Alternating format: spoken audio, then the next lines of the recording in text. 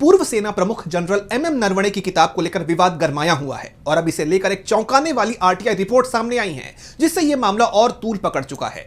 हाल ही में राहुल गांधी ने इस किताब के कुछ अंश को राष्ट्रीय सुरक्षा से जुड़ा बताते हुए सदन में कोट करने की कोशिश की थी, लेकिन उन्हें रोक दिया गया और अब इस किताब से जुड़ी अहम जानकारियों ने मामले को लेकर चर्चा और तेज कर दी है। तो क्या कुछ है इस आरटीआई रिपोर्ट में और क्या है यह पूरा मामला, आइए जानते हैं इस रिपोर्ट में। संसद के बजट सत्र में इन दिनों पूर्व सेना अध्यक्ष जनरल एमएम नरवणे की आत्मकथा 4 स्टार्स ऑफ डेस्टिनी को लेकर हंगामा मचा हुआ है। अब एक आरटीआई से हुए खुलासे ने इस विवाद को और हवा दे दी है।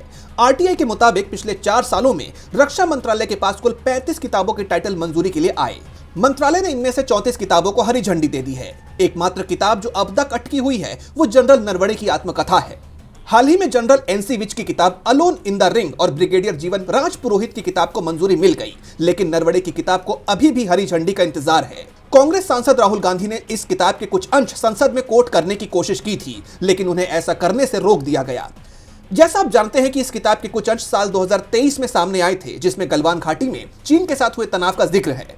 इस किताब के मुताबिक अगस्त 2020 में जब चीनी टैंक्स आगे बढ़ रहे थे, तब रक्षा मंत्री राजनाथ सिंह से बात हुई थी। नरवणे का दावा है कि पीएम मोदी की तरफ से संदेश मिला था, जो उचित समझो वो करो।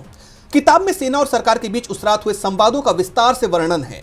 विपक्ष ने इस देरी को लेकर सरकार पर निशाना साधा है। आरटीआई के आंकड़े बताते हैं कि रिटायरमेंट के बाद सैन्य अधिकारियों में किताब लिखने का चलन बढ़ा है। जैसे साल 2020 में सिर्फ 1 किताब आई थी, 2023 में 16 और 2024 में अब तक 14 किताबों को मंजूरी दी गई।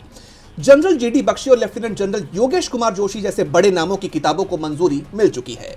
एक तरफ इस आरटीआई रिपोर्ट पर चर्चा तेज है, तो वहीं पब्लिशर पेंगुइन रैंडम हाउस और केंद्रीय रक्षा मंत्रालय दोनों ही नरवणे की किताब की रिलीज डेट पर खामोश हैं। अब इस किताब को हरी झंडी मिलती है या नहीं, ये तो देखना होगा।